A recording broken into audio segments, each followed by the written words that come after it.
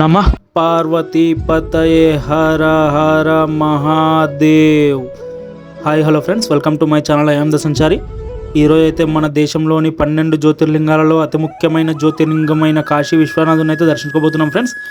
So మీరు video ఎక్కడ skip చేయకుండా పూర్తిగా చూస్తారని అనుకుంటున్నాను. అలాగే సబ్స్క్రైబ్ చేసుకోండి. మనమైతే 2000 సబ్స్క్రైబర్స్కి అయితే దగ్గరగా ఉన్నాం. 2000 సబ్స్క్రైబర్కి అయితే చాలా దగ్గరగా ఉన్నాం మనమైతే. సో ఫాస్ట్గా సబ్స్క్రైబ్ చేసి నాకు కూడా కొంచెం బూస్టింగ్ ఇస్తారని అనుకుంటున్నాను. అలాగే వీడియో చివరి వరకు చూడండి. నచ్చితే లైక్ చేయండి, షేర్ చేయండి, సబ్స్క్రైబ్ చేసుకోవడం మాత్రం మర్చిపోకండి. అలాగే మీకు వీడియో నచ్చితే మాత్రం తప్పకుండా కామెంట్ సెక్షన్లో నచ్చిందో లేదో చెప్పండి. నచ్చకపోతే ఏం నచ్చలేదో కూడా చెప్తే మార్చుకోవడానికి అయితే ప్రయత్నిస్తాను ఫ్రెండ్స్. చలో ఇక మనమైతే వీడియోలోకి అయితే వెళ్ళిపోదాం.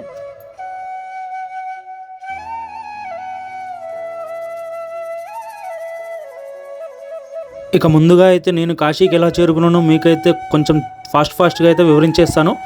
నేనైతే ముందుగా హైదరాబాద్ నుంచి అయోధ్య వరకు అయితే ఫ్లైట్లో వచ్చాను. అయోధ్యలో రామయ్య దర్శనం కంప్లీట్ చేసుకొని అక్కడి నుంచి ప్రయాగ్రాజ్ వయా బస్ చేరుకొని ప్రయాగ్రాజ్లో దర్శనం, త్రివేణి సంగమం స్నానం కంప్లీట్ చేసుకొని ప్రయాగ్రాజ్ నుంచి వయా బస్ కాశీకి అయితే చేరుకున్నాను, వారణాసి. సో నేను వచ్చిన పద్ధతి అయితే ఇలా. ఇప్పుడు మనం హైదరాబాద్ నుంచి ఎలా రావాలో చూద్దాం. అలాగే ఇప్పుడు నేను చెప్పాను కదా అయోధ్య, ప్రయాగ్రాజ్ ఇవన్నీ కంప్లీట్ చేసుకున్నానని చెప్పి, ఆ వీడియోస్ కూడా నా ఛానల్లో ఉన్నాయి. ఓసారి అయితే నా ఛానల్ని ఓపెన్ చేసి చూడండి. ఆ వీడియోస్ కూడా మీకు కంపల్సరీగా నచ్చుతాయి. అలాగే మీకు ఎంతో ఇన్ఫర్మేషన్ అయితే లభిస్తుంది ఆ వీడియోస్లలో కూడా. సో ఒకసారి అయితే ఓపెన్ చేసి చూడండి. నేను హైదరాబాద్ నుంచి అయోధ్య వరకు ఎలా చేరుకున్నాను, అలాగే అయోధ్యలో దర్శనం ఎలా చేసుకున్నాను, రూమ్ ఎక్కడ తీసుకున్నాను, అండ్ అలాగే ప్రయాగ్రాజ్ గురించి కూడా ఫుల్ డీటెయిల్స్ అయితే నా ఛానల్లో ఉన్నాయి. ఒకసారి అయితే ఓపెన్ చేసి నా ఛానల్లో ఉన్న నెక్స్ట్ పాత వీడియోస్ని అయితే చూడండి, మీకైతే కొంచెం క్లారిటీ ఉంటుంది. చలో ఇక మనమైతే ఇప్పుడు కాశీ వీడియోకి అయితే వెళ్ళిపోదాం. కాశీ చేరుకున్న వాళ్ళైతే ముందుగా కంపల్సరీగా అయితే కాలభైరవుని అయితే దర్శించుకోవాలి. కాలభైరవుని దర్శించుకున్నాకే కాశీ విశ్వనాథుని అయితే దర్శించుకోవాలి. సో ఇప్పుడు మనమైతే ఎర్లీ మార్నింగ్ కాలభైరవ టెంపుల్కి అయితే వచ్చేసాం.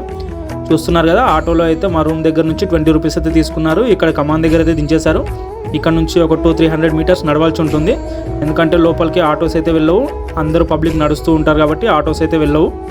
సో అక్కడ ఆటో దిగేసి అయితే ఇప్పుడు మేము కాలభైరవ దర్శనానికి అయితే వెళ్తున్నాం. కాశీ వస్తే మాత్రం కంపల్సరీగా ముందుగా అయితే కాలభైరవ దర్శనం అయితే కంప్లీట్ చేసుకోవాలి. మర్చిపోయి కూడా డైరెక్ట్గా కాశీ విశ్వనాథుని టెంపుల్కి అయితే వెళ్ళొద్దు. సో ముందుగా అయితే కాలభైరవ టెంపుల్ని దర్శనం చేసుకొని కాలభైరవుని అనుమతి తీసుకొని కాశీ విశ్వనాథుని అయితే దర్శించుకోవాలి ఫ్రెండ్స్. ఇక మనమైతే ఇప్పుడు టెంపుల్ దగ్గరగా వచ్చేసాం.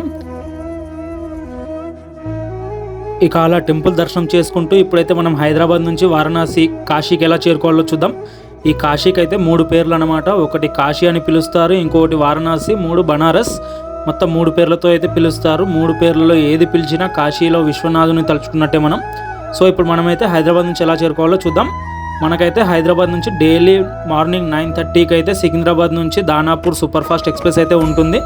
స్లీపర్ క్లాస్ అయితే పర్ పర్సన్కి 700 లోపు అయితే అయిపోతుంది. కాకపోతే ఫ్యామిలీతో వెళ్తే మాత్రం స్లీపర్ క్లాస్ అస్సలు తీసుకోకండి, అస్సలు ప్రిఫర్ చేయకండి. స్లీపర్ క్లాస్ అయితే చాలా ఇబ్బంది పడాల్సి ఉంటుంది.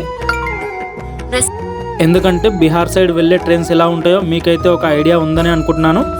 సో కంపల్సరీగా అయితే సెకండ్ ఏసీ కానీ థర్డ్ ఏసీ కానీ తీసుకోవడానికి అయితే ప్రిఫర్ చేయండి.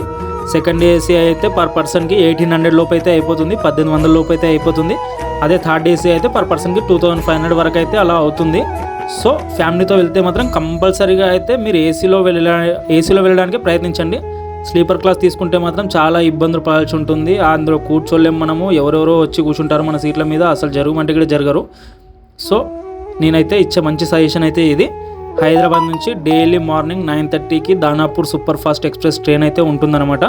డైరెక్ట్గా వారణాసి జంక్షన్కి వెళ్తుంది. వారణాసి జంక్షన్ నుంచి ఒక 5 కిలోమీటర్ డిస్టెన్స్లో టెంపుల్ అయితే ఉంటుంది. మనకి స్టేషన్ ముంగట్నే ఆటోలు, బస్సెస్ అన్నీ లభిస్తాయి. టెన్షన్ పడాల్సిన అవసరం ఏం లేదు. రూమ్స్ కూడా మనకి ఏ టెన్షన్ తీసుకోవాల్సిన అవసరం లేదు. చాలా ఆశ్రమాలు ఉన్నాయి, రూమ్స్ ఉన్నాయి. నేను ఇదే తీసుకోండి అదే తీసుకోండి అనేది అయితే ఏం రికమెండ్ అయితే చేయట్లేదు ఈ వీడియోలో. రూమ్స్ గురించి అయితే మీకు నచ్చి మీకు కంఫర్ట్గా అనిపించిన రూమ్ అయితే మీరు తీసుకోవచ్చు. ఎందుకంటే కొంతమంది కంపల్సరీగా 11 డేస్ ఉండేవాళ్ళు అయితే ఉంటారు కాశీలో. 11 నిద్రలు, 9 నిద్రలు, 5 నిద్రలు ఇలా చేసేవాళ్ళు ఉంటారు కాబట్టి కొన్నిసార్లు బడ్జెట్ మారుతూ ఉండొచ్చు. అందుకోసం నేనైతే రూమ్స్ గురించి అయితే ఏం రికమెండ్ అయితే ఏం చేయట్లేదు. సో మీకు నచ్చిన రూమ్ని చూసుకొని, మీకు నచ్చిన ఆశ్రమాన్ని చూసుకొని మీరైతే ఉండొచ్చు. అందులో టెన్షన్ తీసుకోవాల్సిన అవసరం అయితే ఏం లేదు. ఇక ఫ్లైట్లో వెళ్తే మాత్రం హైదరాబాద్ నుంచి మనకి చాలా ఫ్లైట్స్ అయితే అవైలబుల్లో ఉన్నాయి వారణాసికి అయితే. కాకపోతే ఎయిర్పోర్ట్ నుంచి టెంపుల్ అయితే చాలా కొంచెం ఎక్కువ డిస్టెన్స్ అయితే ఉంటుంది, 25 కిలోమీటర్స్ అలా డిస్టెన్స్ అయితే ఉంటుంది. ఇది కూడా చూసుకొని వెళ్ళండి. వెళ్ళే వాళ్ళు ఎవరైనా ఉంటే మాత్రం, ఫ్లైట్కి వెళ్ళే వాళ్ళు ఎవరైనా ఉంటే ఫ్లైట్ టికెట్ కూడా 5,000 to 6,000 7,000 పర్ పర్సన్లో అయితే అయిపోతుంది. చలో ఇక ట్రాన్స్పోర్టేషన్ గురించి అయితే తెలుసుకున్నాం కదా, ఇప్పుడు ఫుడ్ గురించి అయితే తెలుసుకుందాం. ఫుడ్ అయితే మనం కొంచెం ఇబ్బంది పడాల్సి ఉంటుంది, ఎందుకంటే వాళ్ళ ఫుడ్కి మన ఫుడ్కి చాలా డిఫరెన్స్ ఉంటుంది, మనకు అది సెట్ కాదు. నేను ఒక మంచి సజెషన్ ఏమి ఇస్తానంటే, వీలైతే మీతో పాటు మీరు ట్రైన్ జర్నీ చేస్తే మాత్రం ఒక చిన్న ఎలక్ట్రికల్ రైస్ కుక్కర్ అయితే తీసుకువెళ్ళండి. ఎందుకంటే మీరు ఎక్కడ రూమ్ తీసుకున్నా సరే మనకైతే ఎలక్ట్రికల్ స్విచ్ బోర్డ్స్ అయితే అవైలబుల్లో ఉంటాయి కాబట్టి మనమైతే మనమే ప్రిపేర్ చేసుకొని తినొచ్చు. వాళ్ళ ఫుడ్ అయితే మనకు సెట్ కాదు. మాకైతే ఒక 4-5 days ఉన్నాం కానీ అసలు తినబుద్ధి కాలేదు, అంత విరక్తి వచ్చేసింది అక్కడ ఫుడ్ అయితే. సో అందుకోసమే మీరు ట్రైన్లో జర్నీ చేస్తే మాత్రం కంపల్సరీగా ఒక చిన్న ఎలక్ట్రికల్ రైస్ కుక్కర్ తీసుకెళ్తే ఎప్పటికప్పుడు మీరు వండుకొని అయితే తినొచ్చు. ఇది ఒక మంచి సజెషన్ నేనైతే ఇచ్చేది. మీకు వీలైతే మాత్రం ఇలా ట్రై చేయండి. ఇక చూస్తున్నారు కదా, ఇప్పుడు మనం కాలభైరవ టెంపుల్ లోపలైతే ఉన్నాం. టెంపుల్ లోపల దర్శనం ఇదైతే. ఇక టెంపుల్ లోపల దర్శనం కంప్లీట్ చేసుకొని ఇక్కడ నుంచే ఈ కాశీ గల్లీలలో కాశీ వీధుల్లో తిరుగుతూ అలా కాశీ విశ్వనాథుని టెంపుల్కి అయితే వెళ్తున్నాం. కాలభైరవ టెంపుల్ నుంచి అయితే 1 kilometer డిస్టెన్స్ ఉంటుంది. ఆటో తీసుకుందాం అనుకున్నాం కానీ కాకపోతే మాకేందంటే ఈ కాశీ వీధుల్లో తిరగాలనిపించి మేమైతే నడుచుకుంటూ అయితే వెళ్ళిపోతున్నాం.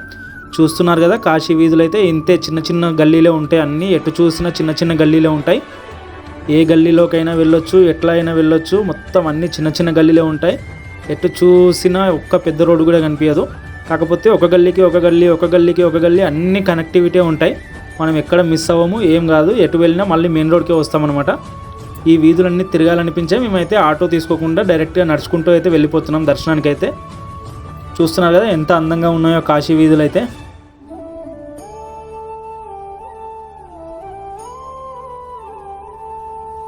ఈ కాశీలో నాకు ఇంకొక నచ్చిన విషయం ఏంటంటే, మీరు కూడా గమనించే ఉండొచ్చు, వాల్ పెయింటింగ్స్ చూస్తున్నారు కదా, ఏ ఒక్క వాల్ కూడా అస్సలు ఎంటీ స్పేస్ అనేది లేదు. ఏదో ఒక ఆర్ట్ అయితే ఉంది. చాలా అద్భుతమైన ఆర్ట్స్ అయితే ఉన్నాయి ఈ కాశీ వీధుల్లో. ఈ వాల్స్ పైన అయితే ఎంత గొప్ప ఆర్టిస్టులు వేశారో అన్నంత అందంగా తీర్చిదిద్దారు వీటినైతే. నాకైతే వీటిని చూస్తుంటే చాలా ఆనందంగా చాలా అద్భుతంగా అనిపించింది. ఏ ఒక్క వాల్ కూడా ఎంటీగా లేదు. ఏదో ఒక డిజైన్ అయితే దాని మీద ప్రిపేర్ చేసి ఏదో ఒక దేవుణ్ణి అయితే దాని మీద వాల్ మీద వేసి అయితే పెట్టేశారు వీళ్ళైతే. చాలా అందంగా ఉన్నాయి ఇవైతే. వాటిని కూడా ఎవ్వరు ఖరాబ్ చేయట్లేదు. వెళ్ళిన వాళ్ళు ఆరామ్సే చూస్తున్నారు, మంచిగా ఎంజాయ్ చేస్తున్నారు. కానీ ఎవ్వరు వాటిని చెరపడం కానీ అలాంటివి ట్రై చేయట్లేదు. మీరు కూడా వెళ్ళిన వాళ్ళైతే అలా ఏం చేయకండి. చూడండి, వాటిని అలాగే ఉండనివ్వండి, చూసి ఆనందించండి చాలు.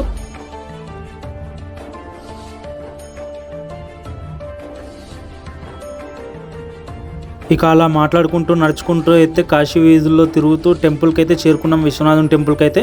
ఇక ఇప్పుడు టెంపుల్ లోపలికి అయితే వెళ్ళాలి. టెంపుల్ లోపలైతే వీడియో నాట్ అలౌడ్ కాబట్టి నేనైతే టెంపుల్ లోపల ఏం చూపించట్లేదు. టెంపుల్ లోపలికి వెళ్ళి దర్శనం కంప్లీట్ చేసుకొని మళ్ళీ బయటికి అయితే వచ్చి మీకైతే ఇంకా మిగిలిన వివరాలు అయితే వివరిస్తాను. ఇప్పుడైతే దర్శనం అయితే కంప్లీట్ అయిపోయింది. ఆల్మోస్ట్ 3 hours అయితే పట్టింది దర్శనానికి. ఇక దర్శనం కంప్లీట్ అయిపోయాక అలాగే టెంపుల్కి ఆపోజిట్లో ఉన్న మణికర్ణిక ఘాట్ని అయితే చూడడానికి అయితే వచ్చాము ఇప్పుడు.